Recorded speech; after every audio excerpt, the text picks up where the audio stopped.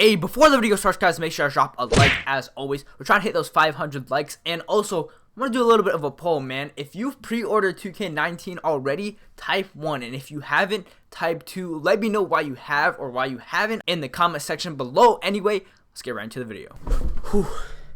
Yo, it's been a while, guys. Yo, what's good, guys? Peter here. We are back with another video. Hope you guys are having a great day. Like I said, yo, it's been a while, man. It's been a while since I've made a video. If you guys are following me on Twitter, you guys know why. But hey, we're back. That's all that matters. And we've got a lot to talk about, guys, you know, especially about 2K19. We've got a lot of stuff on it, a lot of news, a lot of leaks, a lot of stuff that YouTubers still haven't talked about. You guys don't know, I don't really do news that much on my channel. I mean, this video isn't like just completely news, but I don't really usually do news. But I mean, 2K18 is just so dry now. Like, don't get me wrong, the game has been dry for like yo, first of all, can I get an oof? Yo, spam up that oof in the comments, man, for 2K18. Yo, this game has been dry, don't get me wrong, for like 9 months, and we made it work for a really long time. You know, we still managed to post some bangers, but the prelude actually comes out in less than 4 weeks. So, you know, I'm probably gonna post a few more 2K18 bangers, you know, maybe like a handful. But since we've gotten so much stuff on 2K19, I know you guys want to know about that because, you know, it's a really important game for 2K. We're gonna mix it up, man. We're gonna post some 2K19, some 2K18, only bangers though, because I have a lot of videos that are like really good that I could post on 2K18, but some of them I could just wait till 2K19 and post them, so you guys are still gonna end up seeing them. Today we've got something big, man. We've got something that will ruin 2K19 if it's in the game. You know, it's really big. We all know how important 2K19 is, man. This game is a really important game for 2K, and you know, if 2K messes this up, it's not gonna look too good for 2K, man. And then also, there's something that was actually confirmed by accident. It was in an article. Nobody's really talked about it yet, but it was confirmed. I don't know if they meant to do it, but it's huge news for 2K19 as well. So a lot of stuff in this video, guys. You know, hopefully you guys enjoy. If you haven't already, make sure to drop a like down below, yo, especially if you're excited that the videos are back. Let me know. As always, we're trying to hit those 500 likes. And also, if you guys do not have noties on, make sure you guys turn them on. If you think you have them on, just go check, because you guys do not want to miss a video, man. Like, especially the videos I have planned for this month, and then right after that is 2K19, man. Like, you gotta have noties on, man. All right, anyway, I'm gonna just say it, guys.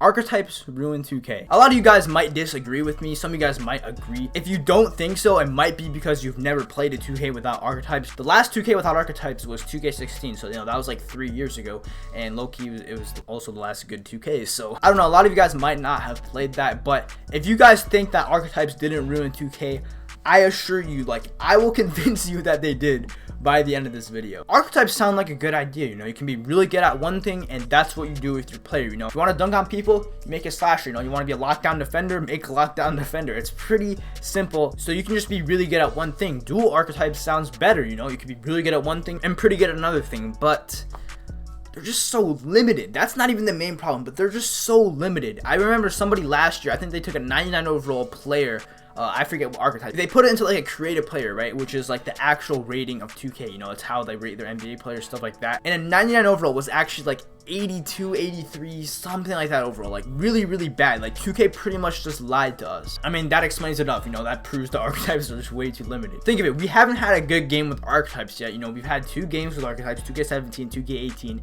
They both weren't good games. Some people might think 2K17 was good. That's because 2K18 made it look good, you know. It was not a good game. But like I said, archetypes sounds like a good idea, but the reason why they're bad, they ruin 2K, is because of 2K. If that makes sense. All right, think of it this way. So Fortnite comes out, pumps are way too overpowered. You know, you can literally hit people from like 100 meters away with pumps. Imagine if they left that in the game. If they just didn't do anything about it, they didn't make any balance changes, they just left that in the game. You can just do that the whole time. That's what 2K manages to do every single year. You can think of Fortnite like that. I mean, there's whole other examples. Most game companies balance their game throughout the whole game, you know what I mean? I just use Fortnite as an example because out of all the games you guys probably play other than 2K, Fortnite is probably the most popular. But yeah, it's not just Fortnite. All game companies do that. They balance their game, but 2K just doesn't. They give us the game with the whole archetype thing, and they leave it out to dry, and it becomes a broken game every single year. Think of it this way, being good at 2K18, you know, being a comp stage player, being good at 2K18 literally means you make a pure stretch big, 7'3", 225, max the wingspan, max the shoulder width, you know, get your badges, get your hot spots, and they just shoot contested threes. They have no sense of shot selection. It doesn't take any skill. Literally just make a pure stretch big, and whenever you get the ball, just shoot the ball. It's that simple. You press square, you press X, whatever. And just for timing it correctly, no sense of shot selection. Somebody like heavily contested, like this close to you, it will go in. It not only will it go in, but it'll be green. Like, what? And those people claim they're good at 2K. Literally the most overpowered thing in 2K, you know, the most overpowered build, it doesn't require any skill because 2K didn't balance their game. Think if they balanced it, that would have been not in the game. Another example, most overpowered archetype that isn't on threes is a post scorer. Get the ball, you hold L2, and you just back down, you know, just back down. Oh, you guys get the point, you know. It doesn't take any skill. You can do a post spin, post fade. Like, that's what 2K has gotten into, and it's actually gotten worse and worse every year. The same thing happened in 2K17. Speed boosting sharpshooters. All you had to do is one rhythm dribble, and because Hall of Fame brick wall was so overpowered, you could just shoot it no matter what because you would be open every time. So part of that is because glass cleaners were too overpowered, but also, I mean, speed boosting sharpshooters were so overpowered that they actually tried to patch them, but because they didn't pay attention to the community, didn't balance the game, by the time they patched them, so many people already made one that they literally just hated on 2K. They gave them so much hate, and they actually had to unpatch them because they were just so mad. Like, does doing one rhythm dribble and just having your center knock down your defender and shooting it, does that really take skill? Does shooting contested threes take skill? No, but that's what being good at 2K means at this point. In 2K16, if you were good at the game, everybody had the same player builds. You had an outside point guard or an outside center, you know, and everybody kind of had the same abilities. So if you were good at the game, you would be better than the other person. Like, it was that simple. You wouldn't just get blow-bys because you're a slasher or this and that. Everybody could do the same thing.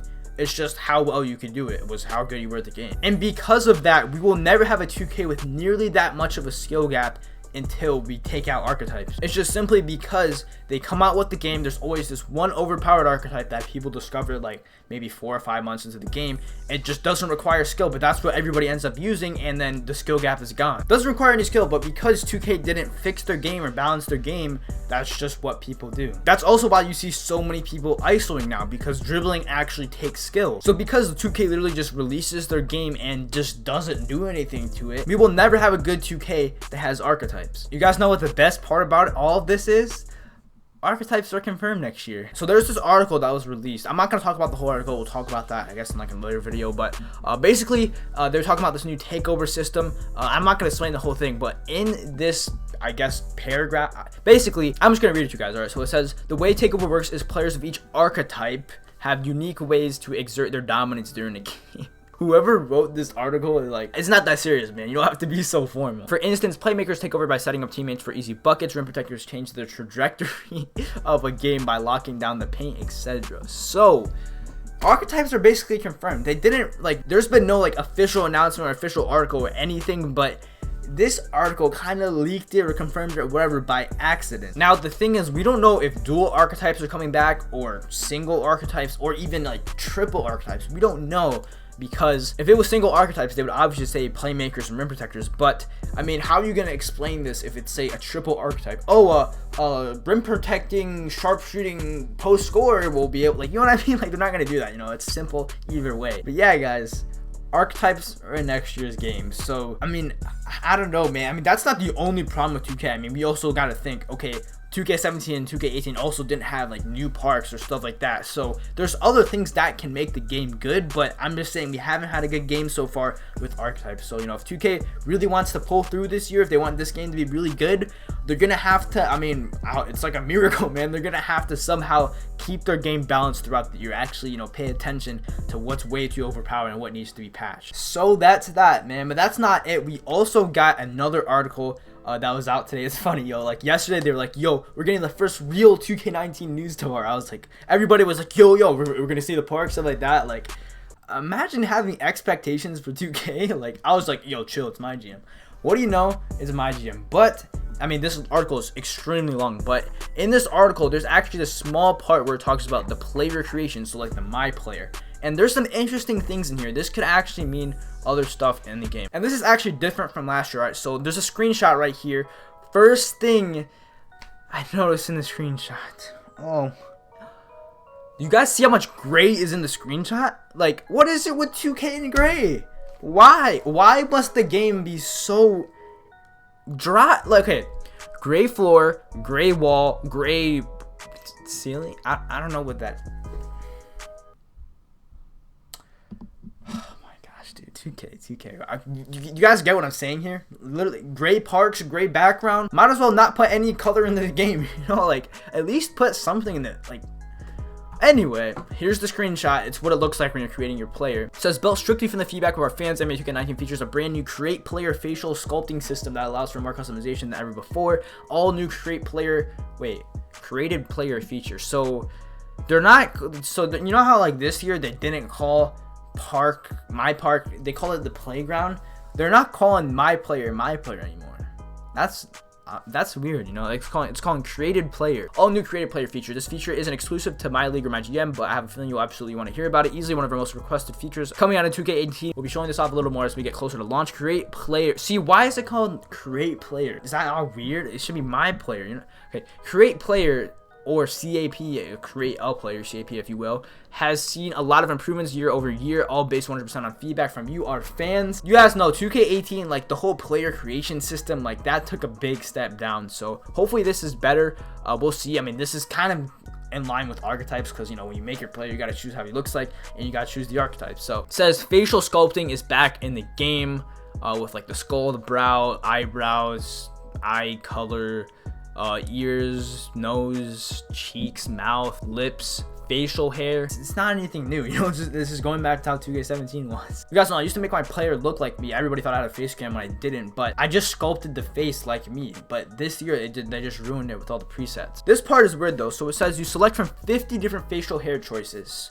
And if they're talking about create a player, does this mean there's no barbershop? Does that mean there's no neighborhood? I don't know, man. I mean, we haven't really had Parker's neighborhood anything like that confirmed, so I don't know, man. The neighborhood honestly was like, it was a cool idea, but it was just so unnecessary, and they made so many sacrifices for something unnecessary. Hopefully that means no neighborhood, back to 3 parks, 3 new parks. That'd be awesome. Customized chin, you know, skin blemishes, discolorations, blah blah blah. Now it says you can fully customize the hairstyle. What?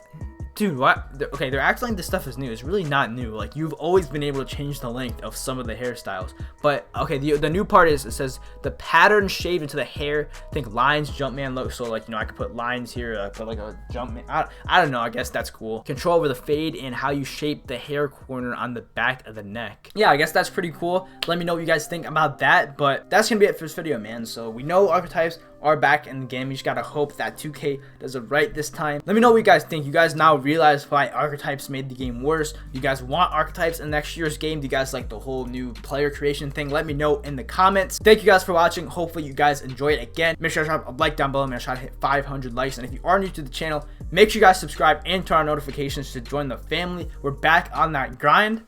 I'll talk to you guys in the next one. Peace.